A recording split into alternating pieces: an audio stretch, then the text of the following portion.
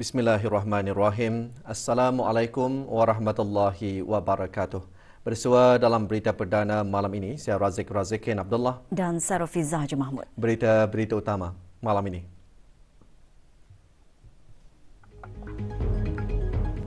Data penilaian pelajar yang boleh dipercayai dan sah dapat memberikan pemahaman tentang kaedah pembelajaran para pelajar.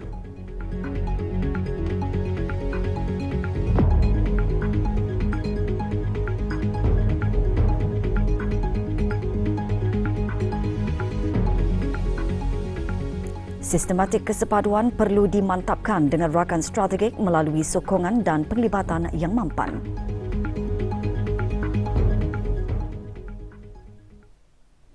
Sejak pelaksanaan Sistem Pendidikan Negara Abad 21 SPN 21, beberapa elemen pentaksiran pelajar telah diperkenalkan. Menurut Menteri Pendidikan, penilaian itu turut menarik minat global dan peralihan ke arah penilaian yang boleh memberikan ukuran pembelajaran pelajar yang lebih terperinci untuk penambahbaikan seluruh sistem pendidikan. Data penilaian pelajar yang boleh dipercayai dan sah dapat memberikan pemahaman tentang kaedah pembelajaran para pelajar. Yang berhormat Datin Seri Setia Dr. Daeng Hajah Romaizah binti Haji Muhammad Saleh berucap demikian semasa majlis perasmian Konvensyen Pemimpin Sekolah kali kelima. Majlis berlangsung pagi tadi di Dewan Persidangan Bridex, Jerudong. As we continue to strive for effective educational leadership, our continuous effort to promote and sustain collective efficacy during the Head of Department's dialogue session is an effort I truly value. Collective efficacy is the shared belief that through collective action, we can influence student outcomes and increase achievement for all students. Majlis diteruskan dengan perasmian garis panduan pembelajaran teradun MOETV dan Sistem Pengurusan Sumber Digital DRMS. Profesor Geoff Masters, Ketua Pegawai Eksekutif Majlis Pendidikan Australia, dalam ucap tamanya antara lain menyentuh peranan pemimpin dan guru sekolah adalah untuk menambah baik dan menggunakan penilaian pelajar mereka. Konvensyen selama 2 hari ini sebagai wadah bagi pemimpin-pemimpin sekolah dan penggubal sistem pendidikan untuk berkongsi dan meneroka strategi baharu, inisiatif dan kemahiran yang dapat memberikan impak kepada pembelajaran pelajar. Let me begin by thinking about the current way in which we think about assessment. So I'm calling it. Sistematik kesepaduan perlu dimantapkan dalam kementerian dengan rakan strategik melalui sokongan dan penglibatan yang kukuh dan mampan. Ia antara matlamat sesi dialog ketua-ketua jabatan bersama pemimpin sekolah. Sesi dialog petang tadi berlangsung di Dewan Persidangan Bridex, Jerudong. Hadir Dr. Syamsiah Zuraini Kancanawati binti Haji Tajuddin, Setiausaha Tetap Pendidikan Teras Kementerian Pendidikan. Sesi dialog dipengerusikan oleh Awang Aliuddin bin Haji Abdul Rahman, Timbalan Setiausaha Tetap Pendidikan Teras Kementerian Pendidikan dan Dr. Chin Wei Keh, Timbalan Setiausaha Tetap Pengajian Tinggi Kementerian Pendidikan. Sesi dialog tersebut juga bertujuan meningkatkan accountability bersama antara jabatan dan sekolah untuk kualiti pelaksanaan inisiatif Kementerian Pendidikan.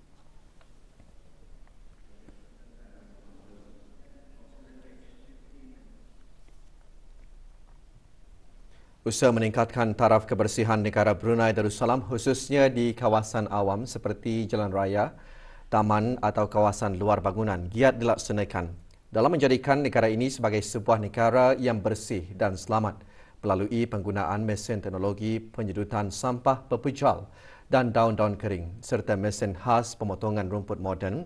Usaha tersebut dijangka dapat dilaksanakan.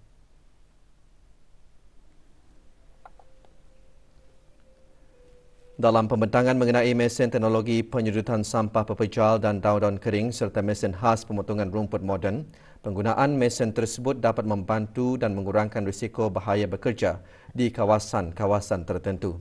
Sesi pembentangan yang diadakan di Kompleks Yayasan Sultan Haji Hassan Al-Bolkiah di Ibu Negara itu dihadiri oleh Dayang Hajah Martina binti Haji Tamid, Pengarah Alam Sekitar, Taman dan Rekreasi.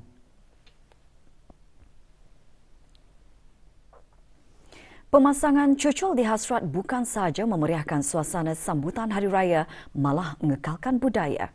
Ikuti bahan beritanya selepas ini.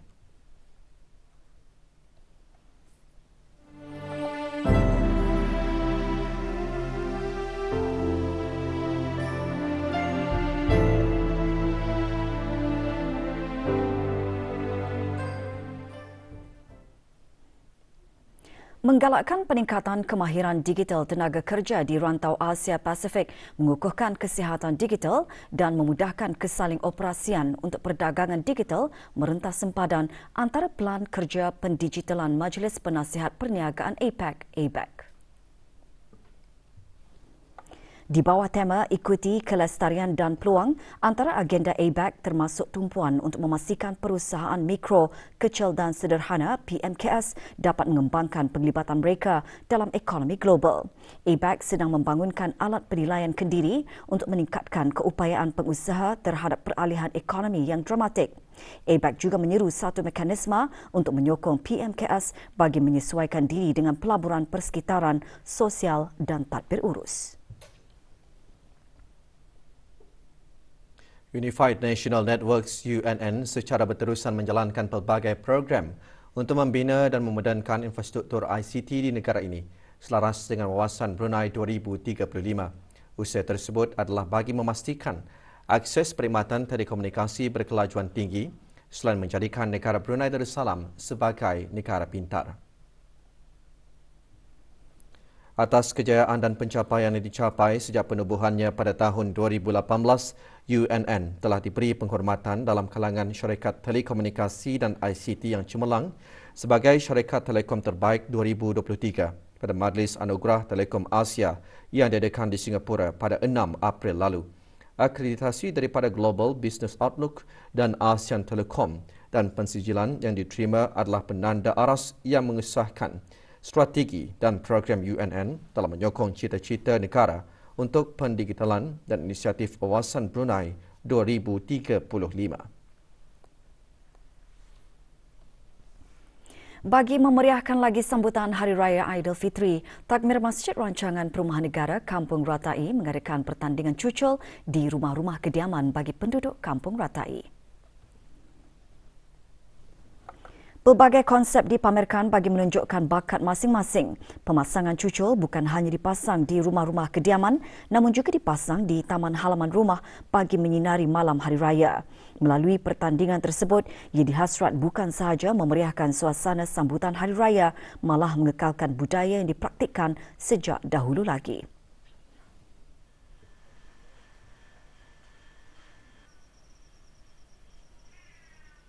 Penilaian bagi bercucul ni kami mengambil daripada segi kebanyakan cucul itu dan bermacam-macam jenis cucul. Ada menggunakan elektrik, ada menggunakan minyak tanah juga. Itulah yang poin kami yang banyak yang menggunakan elektrik inilah yang kami lihat dari segi perhakiman. Pendaftaran peperiksaan Brunei Cambridge bagi GC peringkat O, AS, A dan IGCSE bagi bulan Oktober-November 2023 akan dibukakan bermula esok Khamis 4 Mei sehingga hari Sabtu 17 Jun 2023. Kementerian Pendidikan melalui Jabatan Peperiksaan dalam siaran akhbarnya memaklumkan borang pendaftaran dan keterangan lanjut boleh diperoleh melalui kaunter Jabatan Peperiksaan di Pusat Perkhidmatan setempat Kementerian Pendidikan semasa waktu pejabat atau memuat turun borang dan maklumat mengenai mata pelajaran yang ditawarkan serta surat pemberitahuan di laman sesawang Kementerian Pendidikan di www.moi.gov.bn. Borang pendaftaran yang telah lengkap beserta dokumen hendaklah dikembalikan ke kaunter Jabatan Peperiksaan di Pusat Perkhidmatan setempat Kementerian Pendidikan tidak lewat pada hari Sabtu 17 Jun 2023. Tayangan filem pendek Fakulti Sastra dan Sains Sosial Universiti Brunei Darussalam UBD diadakan baru-baru ini. Pada tayangan tersebut, 30 filem pendek dari pelbagai genre dipertontonkan. Tayangan filem pendek ini mengumpulkan hasil karya seni institusi pendidikan tinggi seluruh negara.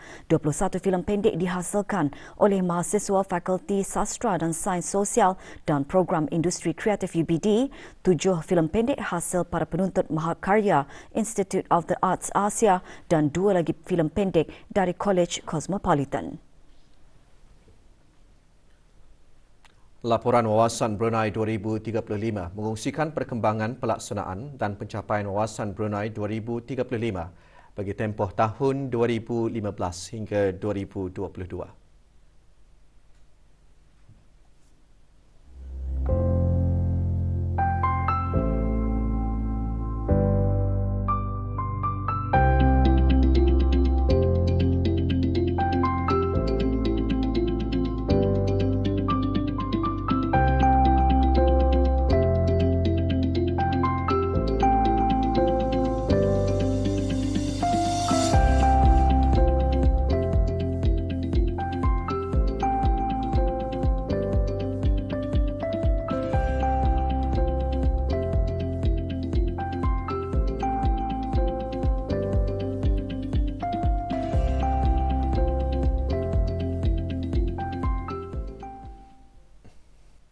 Lima pelenam kontingen negara Brunei Darussalam berlepas pagi tadi ke Phnom Penh, Kemboja bagi menyertai kejohanan Sukan Asia Tenggara Sukan C ke-32 yang akan berlangsung pada 5 hingga 17 Mei ini.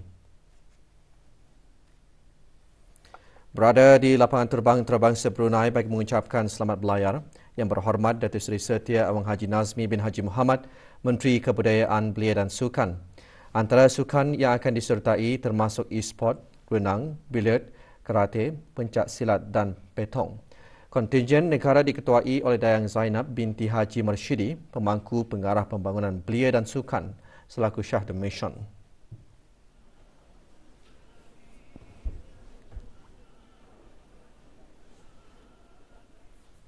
Harapan kita adalah atlet-atlet kita yang telah mengadakan latihan intensif, mereka bersedia untuk memberikan persaingan yang hebat dan memberikan yang terbaik demi untuk mencapai kejayaan.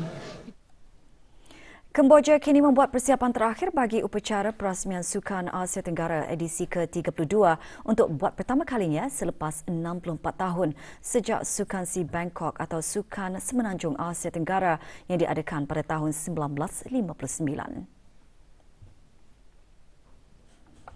Pembukaan rasmi Sukan C tersebut akan diadakan pada Jumaat ini, 5 Mei di Stadium Nasional Morodok Teko di Phnom Penh.